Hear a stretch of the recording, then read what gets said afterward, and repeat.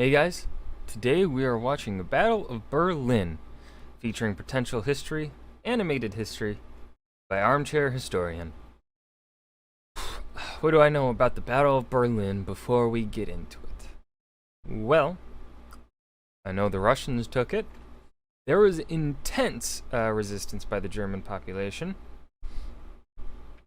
It was very street-to-street fighting. Obviously nowhere near as intense as the fighting that took place in Leningrad and Stalingrad, but there was still intense fighting, you know. There was the Soviet rape of Berlin. I know that occurred, which I think I heard estimates around 300,000 or more women alone in Berlin were raped by the Soviet army this time. That's really about the extent that I think I know about it, but let's go ahead and jump into the video. Battle of Berlin.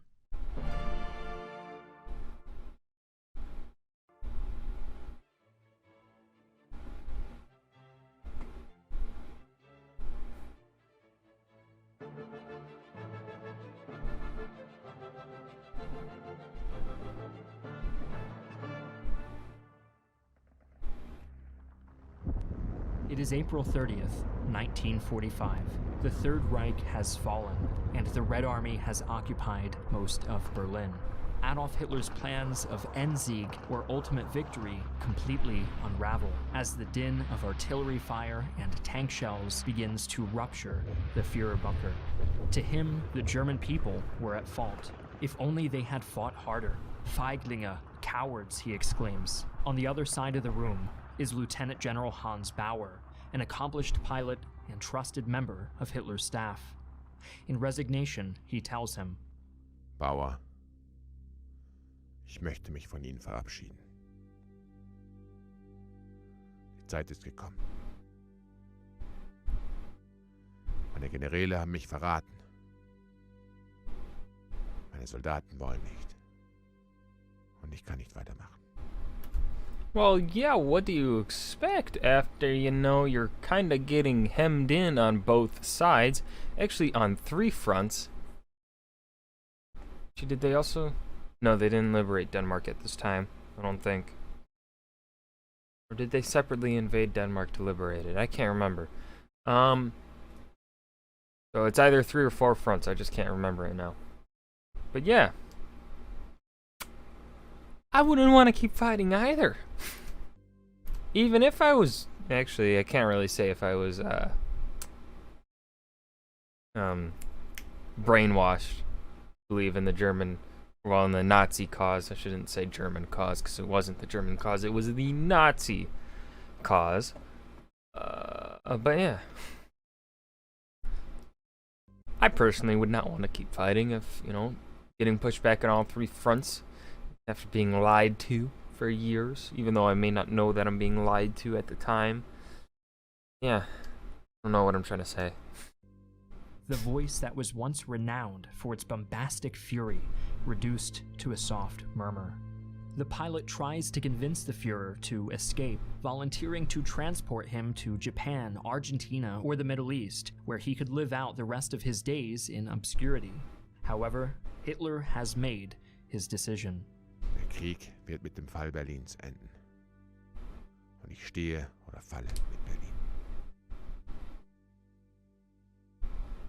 The battle for the city was among the final major offensives of the Second World War, and it marked the climactic end of the Nazi Empire, which had contracted just as fast as it expanded. In 1945, actually, I'd say it contracted much faster than it expanded. Berlin had a population of about 3 million, down from 4.3 million before the outbreak of war just 6 years ago.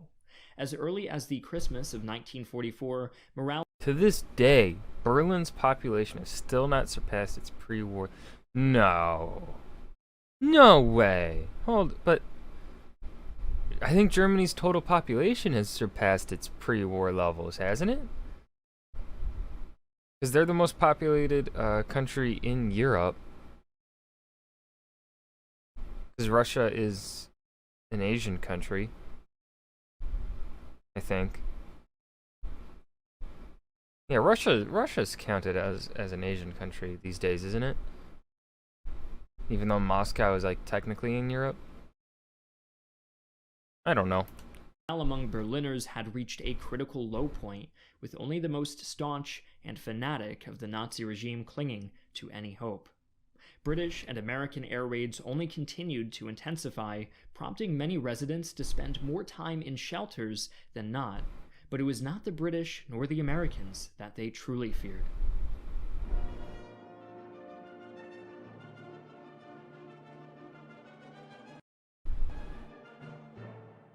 It was that lingering threat from the East, the successor state to the nation that had nearly humbled Frederick the Great, the state whose people had suffered so much, the USSR.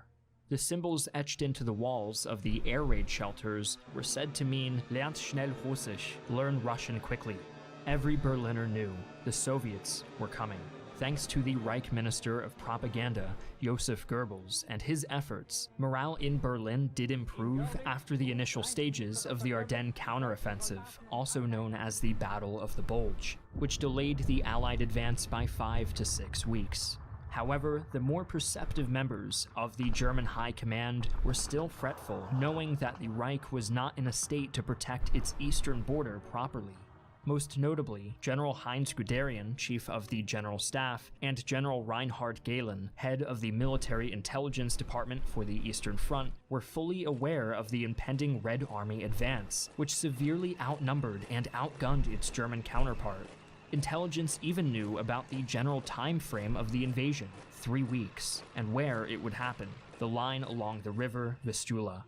And thus it was argued that since the Ardennes offensive wasn't bearing fruit, despite what propaganda said, much of their strength should be diverted to the east. However, Hitler remained unconvinced, believing that the odds could not be so stacked against the superior Germans, and he was validated by his right-hand man, Heinrich Himmler, who claimed the notion of a Soviet offensive little more than a bluff. With his delusions reinforced by his advisors, Hitler diverted troops from the Vistula specifically. Oh yeah, I guess I would say that at this point in time, he definitely was surrounded primarily by yes, if not all by yes men. Early on, I'd say he probably wasn't. Even though early on in the war, his decisions, which helped fuel this mindset as we see now, his decisions early on that he made himself turned out usually to result in a German victory. And so for him to make this decision, he has the, I guess, history behind him of being right before when he's made the decision and overruled some of his generals. So, you know, kind of, the mindset kind of makes a little bit sense, but obviously Hitler's at this point extremely far gone in his mental capacity. I mean, obviously you can argue that his mental capacity was never there ever since like when he took power, but it compared to when he took power, the outbreak of the war, and now in 1945, his mental capacity is completely deteriorated from what it was even in 1941. Panzer troops, not to set up a defensive line against the Soviets, but to launch an ill-advised counterattack on Hungary's oil fields, predicting that German forces would be able to break through to Budapest, despite the fact that the city had been surrounded by the Red Army since Christmas. This relief attempt promptly failed, and the Soviets took the city on February 13th. Then, the Germans launched Operation Nordwind in the west, which prolonged the Allied advance, but defanged the already battered Luftwaffe. The Germans lacked any capability to launch a thrust into Allied or Soviet territory. Its enemy in the east had 6.7 million men spread on a front ranging from the Baltic to the Adriatic coast, well over twice the size of the German army during their invasion of the Soviet Union in 1941, which up until then had been the largest invading force in history. Of those, 2.5 million men, 41,600 guns and mortars, and 6,250 tanks and assault guns constituted the invading force against Berlin, which faced approximately 1 million Germans with 10,400 guns and mortars and 1,500 tanks and assault guns. In the air, Germany didn't fare any better. The Soviet military deployed 7,500 aircraft against 3,300 German aircraft. But these numbers didn't faze Hitler or his top advisors. Hermann Göring, the supreme commander of the Luftwaffe, in a stunning display of cognitive dissonance, dismissed Soviet air superiority, claiming they were not real planes. The German... Well, shit, I turned on closed captioning. Oh, God. They're not real planes. Wait, Göring, what's that up there with the Soviet star? Not a plane, that's for sure. I said there ain't no real planes up there. The Soviets don't have real planes. That's a figment of your imagination. Germans did get some things right, though. Joining me today is my friend Potential History to talk about just that and give you a general overview of the state of the Red Army at this point. The Germans understood that Soviet troops in some cases exhibited a lack of discipline, and this was especially evident among young officers eager to prove themselves to their troops. Yes, especially true about the Soviet army, because the Soviet army were quick conscripts because, well, that's what the Soviets needed at this time of war. When post Operation Barbarossa, they needed lots of men really fast. And so that's what they did. And that means more men equals typically always means less discipline in the ranks. Because quality over quantity, quantity over quality, etc. Despite that, though, the reigning belief that the Soviets were effective mainly due to their overwhelming numerical advantage, while looking like the obvious conclusion on the surface, doesn't tell the full story. The Soviets outmaneuvered and outplanned the Germans as early on as 1942, and capitalized on their successes by taking huge swathes of land in their offensives in 1943, 44, and 45. On top of all of these factors, with the end of the war feeling so close at hand, the Red Army's morale was at an all-time high. Knowing the Soviets were coming for retribution, Joseph Goebbels readied a force of 60,000 untrained individuals, comprising the lame, elderly, and women. Many of these soldiers, though I hesitate to even call them soldiers, had up to just 5 rounds of ammunition on them at any time. Fighting alongside these troops were members of the Hitler Youth, some of which were as young as 15, as well as the fanatic remnants of the veteran SS. At this point, the Fuhrer remained determined, proclaiming with his usual gusto, "The enemy will be greeted by massive artillery fire. Gaps in our infantry will have been made good by countless new units. The Bolshevik must and shall bleed to death before the capital of the German Reich."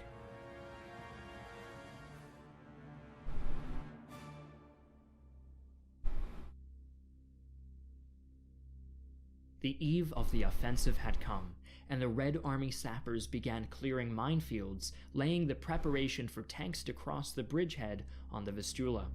And to further worsen Germany's situation, Hitler ordered the Panzer Reserves located in the region to move forward, putting them right in the range of Soviet artillery. The Soviet assault began at 5 a.m. Moscow time on January 12th under a snowy sky. It was a sweeping offensive, with the Russians easily dispatching the panzer divisions sent against them and heading straight into Silesia as well as East Prussia. Over the next few days, the Red Army conquered everything in its path. It was not long before the Vistula line collapsed completely, but instead of resting on their laurels, the Soviets continued to move at breakneck speed. Over the course of a 2-week period, the Red Army captured essentially all of Poland and were only 69 kilometers, or 43 miles, from Berlin. I think that is obviously the best choice that they could do. You're pushing back an already weakened army, so you're capitalizing. As you keep pushing them back, they're just going to get... Obviously, the front line will get smaller and smaller, and you're stretching out your front line as you push further and further.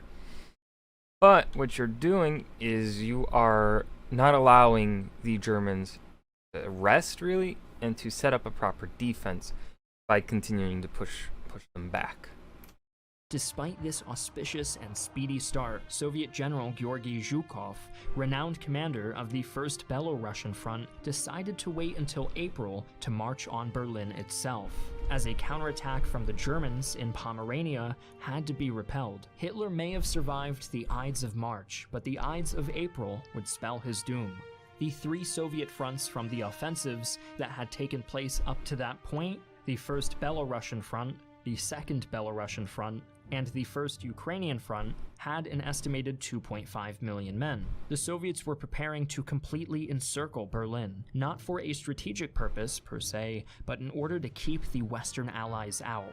On April 16th, The Allies weren't really all too close to Berlin during this offensive, but yeah, that's just how paranoid Stalin was. the Battle of Zelo Heights began, as part of the larger Battle of Oder-Neisse. Nearly 1 million Soviet soldiers and over 20,000 tanks and guns were sent to the gates of Berlin against 100,000 Germans and 1,200 guns and tanks. The battle only lasted 4 days before Zhukov's men breached through, taking 30,000 losses compared to only 12,000 German losses. Zhukov was eager to be the first one in Berlin in order to beat out the commanders of the other two fronts at any cost necessary. Stalin wanted the three commanders to race to the German capital, and Stalin, as we all know, was not a man you wanted to displease. The next day, Yeah. April 20th, was Hitler's birthday, and the Soviets' gift to him was a complete encirclement of his capital, along with heavy shelling. 2 days later, the shelling continued uninterrupted, and Hitler ordered his 9th and 12th armies to link up, who had been occupied on the Western Front, and engage the Soviets. This culminated in a number of different engagements, one of which, the Battle of Bautzen, was actually a German victory, but it was too little, too late. The Red Army would not be dislodged.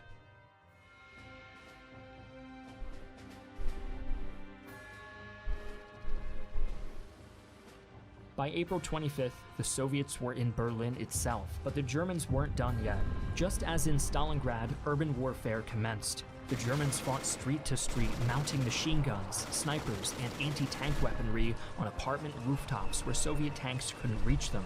In response, Soviet tanks stuck to the shoulder of the roads, and machine guns were mounted to their sides. Anti-aircraft guns were used to target Germans on rooftops, and flamethrowers and grenades were used to flush out the city's most defiant defenders. Unlike in Stalingrad, there were fewer instances of house-to-house fighting, and a greater number of buildings being leveled by self-propelled artillery. Having encircled Berlin before entering it from all sides, fighting raged on all over the city, coursing through the suburbs as well. The Germans were pushed back heavily near the Reichstag, that proud historic seat of parliament that the Nazis had gutted in their ascent to power. While the 1st and 2nd Belarusian armies remained in the city, Konev, commander of the 1st Ukrainian Front, ordered a portion of his force to disengage in order to stop the German 9th Army from rendezvousing with the German 12th Army and relieving Berlin thereafter.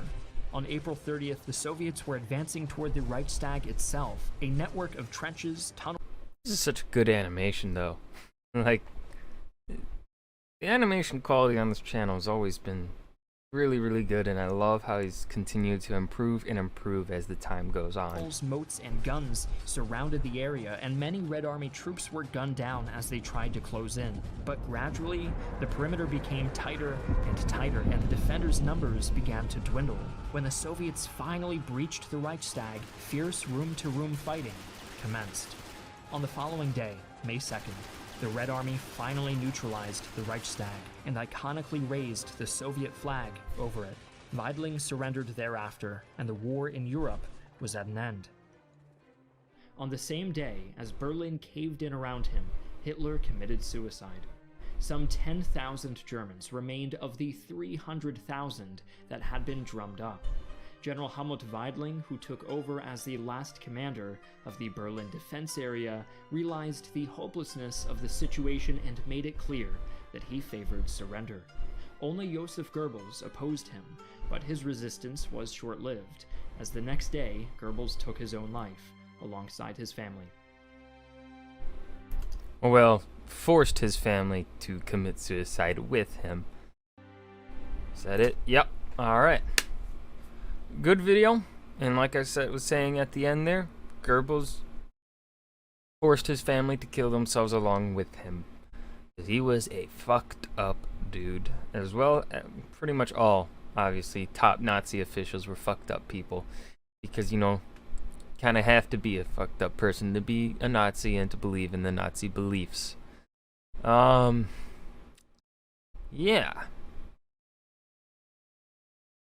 That's gonna do it for today. Overall, really good video. The animation quality is good. He's definitely gotten better since he made this one as well.